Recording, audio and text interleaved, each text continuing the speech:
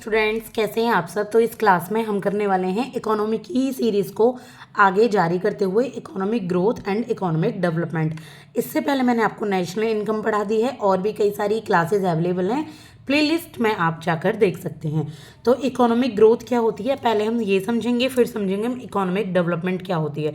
तो ये शब्द तो आपने सुने ही होंगे, अब मैं आपको नॉर्मल बेसिक जानकारी देती हूँ। देखिए, जो इकोनॉमिक ग्रोथ होती है ना, सबसे पहले आप समझिए ग्रोथ का क्या मतलब होता है। ग्रोथ का मतलब होता है वो चेंज, वो बढ़ना, वो चेंज जिसको आप देख सकते हैं, मेजर कर सकते हैं, जो क्वांटिटी टर्म्स में होती है। इकोनॉमिक डेवलपमेंट में डेवलपमेंट का क्या मतलब होता है, जिसको आप देख नहीं पाते बल्कि इंटरनली वो चीज़ डेवलप होती है, बस फील कर पाते हैं। इकोनॉमिक डेवलपमेंट एक ब्रॉडर कंसेप्ट है, उसी का एक छोटा पार्ट है ग्रोथ। जैसे कि एक छोटा बच्चा जब वो ग्रो कर रहा होता है तो आप देखते हो उसका वेट इंक्रीज हो रहा है, उसकी हाइट इंक्रीज होती है, तो वो एक तरीके से ग्रोथ होती है। लेकिन डेवलपमेंट किसको कहेंगे, जब उसका माइंड कैसे होगा। जैसे शुरू शुरू में जो छोटा बच्चा होता है वो कैसे चलता है, वो उंगली पकड़ के चल रहा होता है, ठीक है। पहले वो घुटवन चलता है, फिर उंगली पकड़ के चलता है, फिर वो दौड़ने लगता है, फिर वो खुद से ही अपने आप संतुलन बना लेता है, ठीक है। छोटे बच्चे को पहले डायपर पहनाते हैं, फिर बिना डायपर के ही रख लेते हैं। ये डेवलपमेंट होता है, उसका माइंड डेवलप होता है। पहले शुरू में वो कैसे बफल वाले वर्ड्स बोलता है स्टार्टिंग में, और बाद में वो कैसे वर्ड्स बोलने लग जाता है, वो बोलने लग जाता है एक प्रॉपर लाइन, प्रॉपर वर्ड तो कहते हैं। तो वो होती है आपकी डेवलपमेंट। मैंने यहाँ इकोनॉमिक ग्रोथ नहीं बताई आपको, मैंने आपको सिर्फ ग्रोथ और डेवलपमेंट को समझाया है। अब हम इसी ग्रोथ और इसी डेवलपमेंट को समझेंगे इकोनॉमी की टर्म में। इकोनॉमिक ग्रोथ का क्या मतलब है। इकोनॉमिक ग्रोथ का मतलब है जब किसी भी कंट्री में जो प्रोडक्शन है, जो आउटपुट है, जो सामान जो बन रहा है वो इंक्रीज होता है, वो सामान डे बाई डे इंक्रीज होता है, उसको हम कहते हैं इकोनॉमिक ग्रोथ।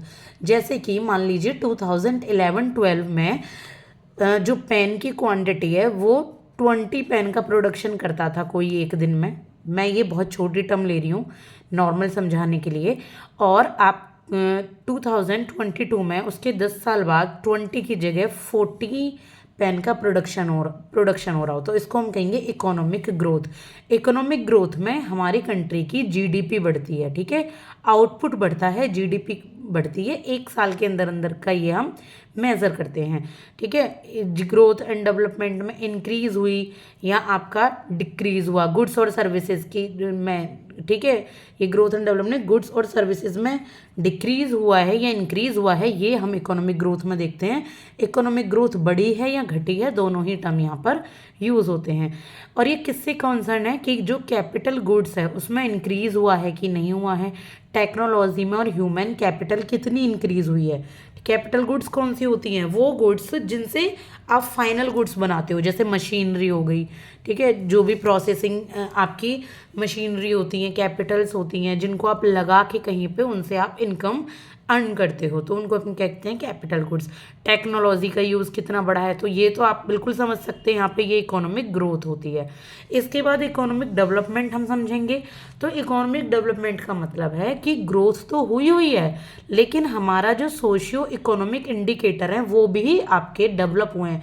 जैसे पावर्टी का घटना, अनएम्प्लॉयमेंट का घटना, जेंडर इक्वलिटी का बढ़ना। आप यहाँ शब्दों पर ध्यान देखिए, जेंडर इक्वलिटी बढ़े ना कि घटे।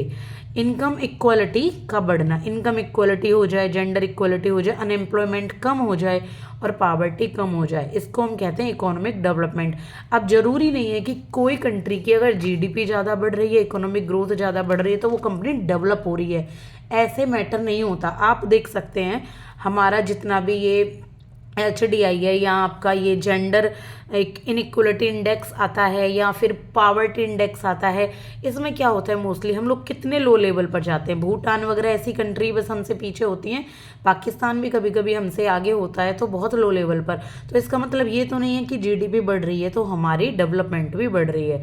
डेवलपमेंट तब बढ़ेगी जब एजुकेशन के साथ साथ एम्प्लॉयमेंट के साथ साथ मैन्युफैक्चरिंग इंडस्ट्री, जो आपकी सेकेंडरी इंडस्ट्री है, वो आपकी बढ़े, ठीक है, आई होप कि आपको समझ आ गया होगा जितना भी मैंने समझा है जिस भी तरीके से।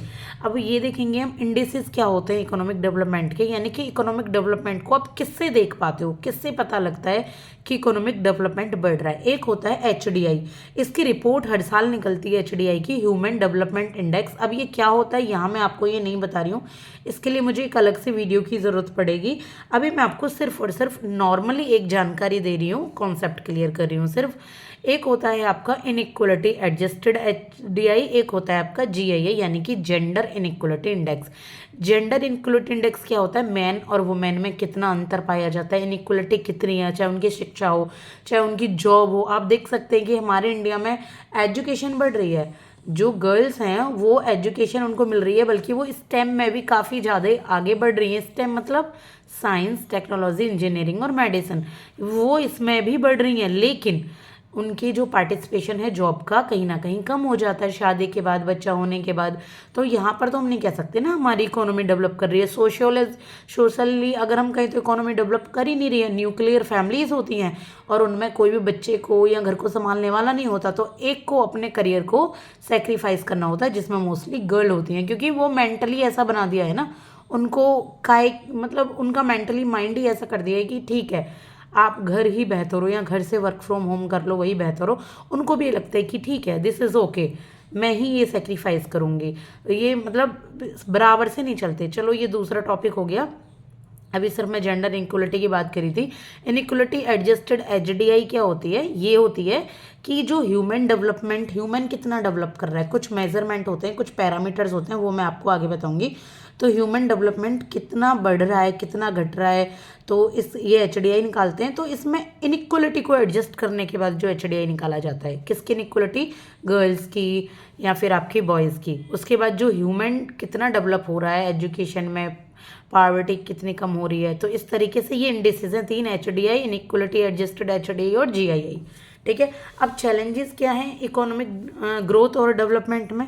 देखिए चैलेंजेस यानी कि कौन सी चीज़ है जो हमारी इकोनॉमी को ग्रो नहीं होने दे रही है, डेवलप नहीं होने दे रही। एक तो लोअर पर कैपिटा इनकम है। अभी वही एग्जांपल लेंगे, lower per capita income, ladies भी देखिए 50% जो आपकी जो भी जनरेशन होती है या जो भी आपका पॉपुलेशन है उसमें 50% अराउंड तो कौन होती हैं, गर्ल्स होती हैं, फीमेल होती हैं। तो पॉपुलेशन बर्डन किस पे पड़ता है, जो कि कोई एक सदस्य कमा रहा है, एक ने तो सेक्रीफाइस कर दिया ना अपने करियर पर। तो लोअर पर कैपिटा इनकम, ये पॉपुलेशन बर्डन बहुत ज़्यादा है, जिससे कि लोअर पर कैपिटा इनकम कम है, एक आदमी कमाने वाला है, 5 लोग उस पर डिपेंड है। तो इससे हमारी इकोनॉमी डेवलप या ग्रो नहीं हो पाती। और इसके बाद है डिपेंडेंस ऑन एग्रीकल्चर, लोग एग्रीकल्चर पर ज़्यादा डिपेंड है, जिससे क्या होता है, बुरा नहीं है एग्रीकल्चर, प्राइमरी आपका सेक्टर है, ये बुरा नहीं है।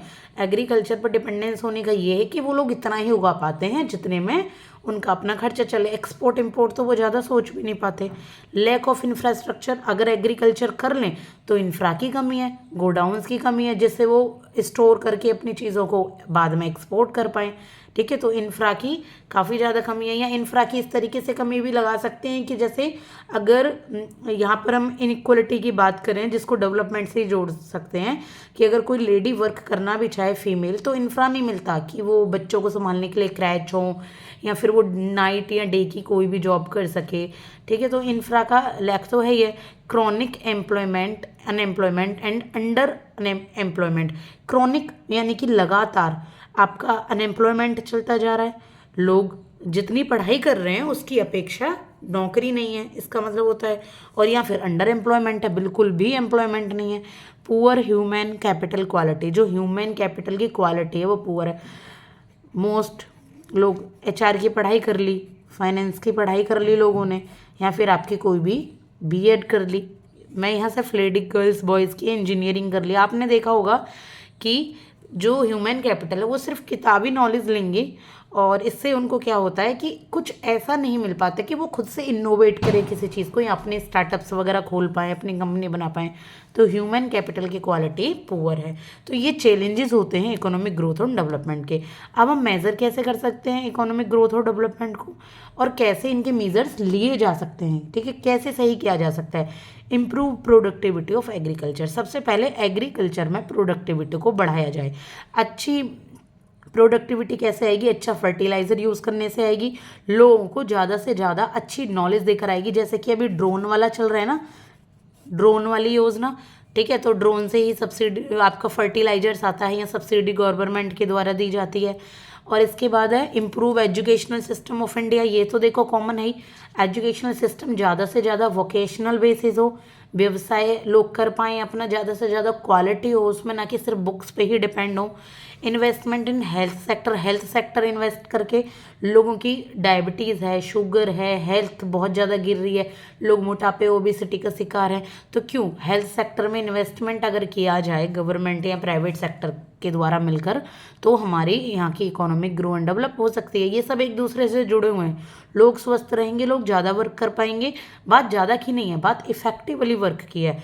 It is not that people should work for more than 9 hours or 10 hours, it is that people should work quality है, ठीक, ओके। तो बूस्टिंग इंफ्रा आपका जो इंफ्रास्ट्रक्चर है उसको बूस्ट किया जाए, जो वहाँ ऊपर कमी थी यही हमने उसको सही करके दे दिया। इसके बाद इंफॉर्मेशन को बूस्ट करके फाइनेंशियल जो सिस्टम है उसको स्ट्रेंथन कर दिया जाए, फाइनेंशियल सिस्टम को स्ट्रेंथन करके।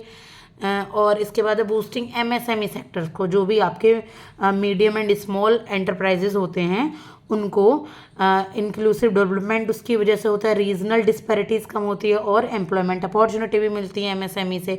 लोग छोटे छोटे बिजनेस खोलते हैं, हैंडलूम के होते हैं, औरतों को भी काम करने का मौका मिलता है, फीमेल्स को।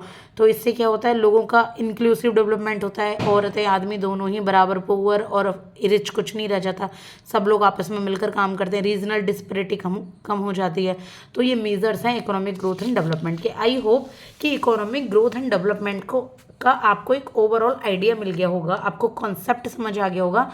बेशक मैंने आपको कोई भी करंट अफेयर्स नहीं प्रोवाइड किया, लेकिन मैं आपसे इतना ज़रूर कहूँगी लास्ट में कि प्लीज़ अपने आप को एक बार करंट अफेयर से ज़रूर अपडेट कर लें। चाहे आप, मैं यहाँ किसी एक का नाम नहीं ले रही हूँ, बहुत सारी अवेलेबल हैं। आप ओनली आईएएस एक्सटेंडेड पर जाकर economic current affairs, I think her Sunday या मंडे को वो लोग करते हैं यहाँ पर, तो इकोनॉमिक सीए की क्लास आती है, आप देख सकते हैं। और या फिर आप क्या कर सकते हैं, विजन आईएएस की इकोनॉमी की मैगज़ीन पढ़ सकते हैं, ठीक है। और भी कई मैगज़ीन्स आती हैं, जी के स्कोर वगैरह, पता नहीं जीएस स्कोर की, तो या फिर आप ऑनलाइन कोई लेक्चर देखना चाहें तो देख सकते हैं, या आप ऑनलाइन कोई घर पे मैगज़ीन मंगाना चाहें तो उससे। लेकिन एक बार आप अपने आप को अपडेट कर लीजिएगा। लेकिन मैं एक बात बता दूं आपको, आप करंट अफेयर्स ही पढ़ के जाते हैं तो नहीं क्लियर होगा, भूल जाएंगे, क्योंकि वो सिर्फ एक फैक्ट होते हैं। लेकिन अगर आप कंसेप्ट समझ लेते हैं तो आपको करंट अफेयर्स बहुत ही आसानी से समझ आने लगता है और आप उसको लिंक कर पाते हैं अपने स्टैटिक से। तो स्टैटिक पढ़ना भी मस्ट है और करंट अफेयर पढ़ना भी मस्ट है।